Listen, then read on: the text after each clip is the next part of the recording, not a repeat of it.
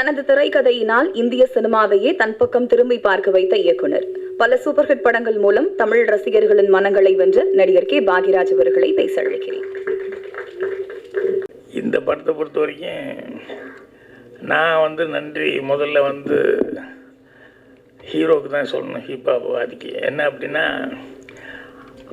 அவர் நடிக்கிறதுக்கு ஒரு நல்ல கதை அப்படின்னு சொல்லி செலக்ட் பண்ணுறதோடு நிறுத்திக்காமல், அந்த டைரக்டர் அவர் ஒரு கதை சொல்லும்போது இது ரொம்ப நல்லா வரும்னு ப்ரொடியூசர்கிட்ட போய் அதை சிபாரிசு பண்ணி அது மெனக்கெட்டு ஒரு நல்ல டைரக்டர் கொண்டு வரணும்னு நினச்சாருப்பார்.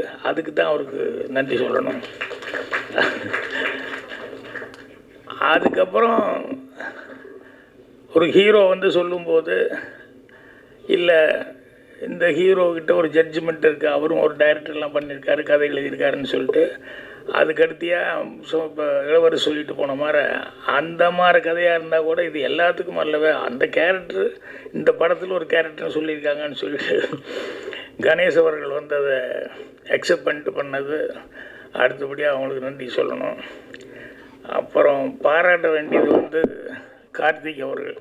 என்னென்னா, இவர் சான்ஸ் வாங்கி கொடுத்து அவர் சான்ஸ் கொடுத்து அதுக்கப்புறம் கிடைச்சதை ரொம்ப பொறுப்பாக ரெஸ்பான்சிபிளாக அந்த படத்தை கதை வசனம் எழுதி பண்ணியிருக்காரு.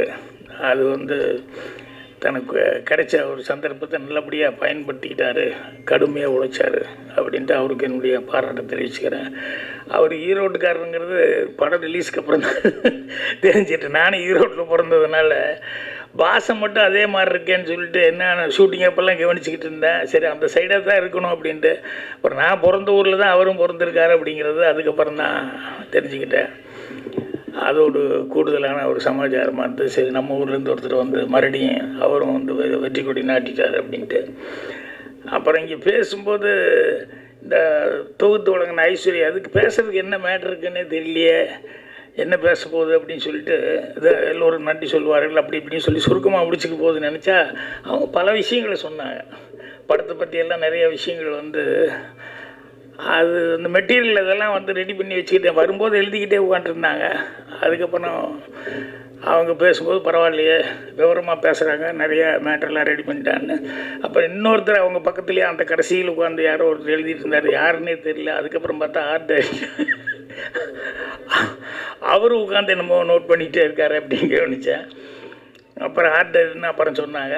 அப்புறம் இப்போ பேசும்போது தான் கவனித்தேன், அவர் நிறைய விஷயம் வச்சுருக்காரு அப்படின்னு சொல்லிட்டு. அவர் சொல்லும்போது ஒரு விஷயம் சொன்னார், இந்த ரேப்பு அப்படி இப்படிங்கிறதெல்லாம் சொல்லி ஆண்கள் அப்படின்னே சொல்லி அது தவிர்க்க முடியாத ஒரு சமாச்சாரம். இந்த ஆண்களுக்கு ஏதோ ஒரு ஈர்ப்பு இருந்துகிட்டே இருக்குங்க, அது ஜீன்ஸ்லேயே ஏதோ இருக்குன்னு நினைக்கிறேன். பெண்கள்னாலே ஆண்கள் அப்படின்னு சொல்லி ஒரு ஈர்ப்பு அப்படிங்கிறது அது ஆராய்ச்சி பண்ணி தான் கண்டுபிடிக்கணும். ஏன்னா இது சொல்லுன்னு சொன்னோம்னா, பட்டினி சொல்லுன்னா லைனாக சொல்லுவான். நான் சொன்ன மாதிரி தமிழ் சாவித்திரி அது இது நல்லா இப்படி ஏதாவது சொல்லிக்கிட்டே போயிட்டுருப்பாங்க. பட்டினி வருதுன்னா ஒரே ஒரு ஆள் தான் சொல்லிகிட்டு இருப்பாங்க, வேறு யாருக்கும் சொல்லவே மாட்டீங்க.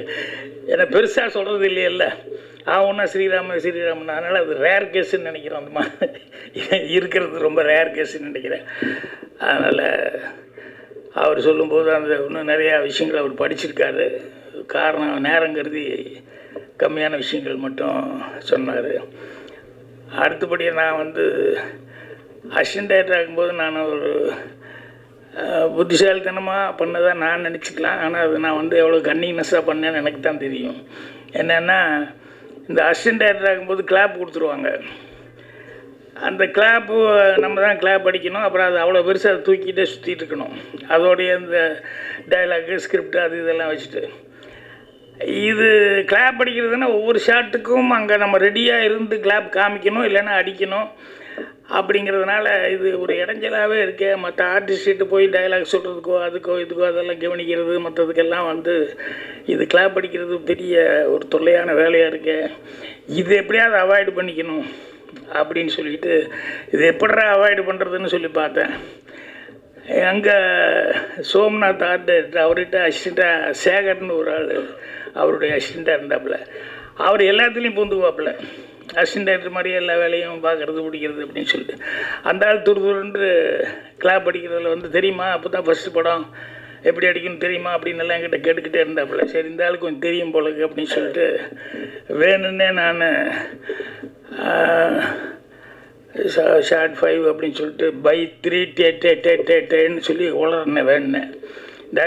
என்னையா சொல்கிற நீ ஒரு கிளாப்பு கூட கரெக்டாக சொல்ல தெரியலையான்னு 2 தடவை பார்த்தாரு. Bye bye bye tech tech tech அப்படின்னு 2 தடவையும் தப்பாக சொல்ல ஆரம்பிச்சோன்னே உடனே எங்கள் டைரக்டர் யோ சேகரிங்க வா, என்னையா நீ ஒரு கிளாப்பு கூட கரெக்டாக சொல்ல தெரியலன்னு சேகர்ட்டு கொடுத்தாரு.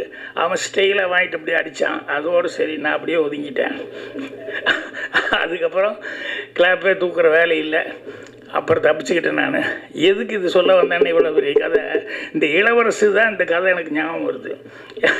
அவருடைய தொழில் வேறு, அவர் முதல் வந்தது இல்லைங்களா. இவர் என்ன தப்பு பண்ணி கேமராமேனு டே நீ நடிக்க போடா, நீ எல்லாம் இதில் சரியாக வரமாட்டேற அப்படின்னு சொல்லி என்ன சொல்லி அனுப்பிச்சாங்கன்னு தெரியல. ஆனால் இன்றைக்கி ஸ்கோர் பண்ணிட்டுருக்காரு. எல்லா கேரக்டரும் காமெடியும் பண்ணுறாரு, சீரியஸும் பண்ணுறாரு. எனக்கு படம் பார்க்கும்போது இவ்வளோ நல்ல கேரக்டர் பண்ணியிருக்காரு அப்படின்னு சொல்லிட்டு அது யாருக்கு என்ன வரணுமோ அது எப்படி சுற்றினாலும் அது ஏதோ ஒரு விதத்தில் வந்து தான் சேரும். அதனால் இளவரசு அவர்கள், முனிஷ்காந்த் இவங்க எல்லாமே வந்து இந்த படத்தில் சிறப்பான முறையில் நடிச்சிருந்தாங்க. நம்ம சொன்ன மாதிரி அந்த கதையினுடைய இதை வந்து கேட்டுக்கிட்டு அவர் சொன்னதை வந்து கார்த்திக் அவர்கள் ரொம்ப மெனக்கெட்டு கரெக்டாக பண்ணியிருந்தார். அவருக்கு வந்து அப்டேட் மாதிரி நம்ம மாதேஷ் கேமராமேன் மாதிரி இவங்க எல்லாமே வந்து இன்னும் ஆஃபீஸ் ஸ்டாஃப் முதல் கொண்டு எல்லாருமே அவருக்கு ஃபஸ்ட்டு படங்கிற மாதிரி இல்லாமல் எல்லாருமே ரொம்ப நல்ல கோஆப்ரேட் பண்ணியிருந்தாங்க. ஸோ அந்த படத்தில் வேலை பார்க்கும்போது ஒரு ஜாலியான ஒரு டீமாக வேலை பார்த்துட்டு வந்தோம். அப்புறம் படம் பார்க்கும்போதும் ரொம்ப நிறைவாக இருந்தது. முன்னாடியெல்லாம் வந்து 50 ஒரு 100 நாள் ஓடினா தான் படம் அதுதான் வெற்றி விழா வரும். அப்புறம் 175 நாளுங்கிறது. இப்போ அப்படி இல்லை, 5ஆவது நாள் 7ஆவது நாளே வந்து வெற்றி விழான்னு. அப்புறம் படம் வந்து முன்னாலெல்லாம் ப்ரிவ்யூ அப்படி இப்படிங்கிறதெல்லாம் இருந்தது. இப்போல்லாம் தேட்டரில் தான் கொண்டு போய் ப்ரெஸ்ஸையே கொண்டு போய் உட்கார வைக்கிறான். ஏன்னா முன்னாலேயே சொல்லிகள் ஏதாவது கெடுத்து விட்டா என்ன பண்ணுறது அப்படிங்கிற மாதிரி இவங்களுக்கும் பாதி பயம், யாரும் தைரியமாக படமும் போடுறதில்ல.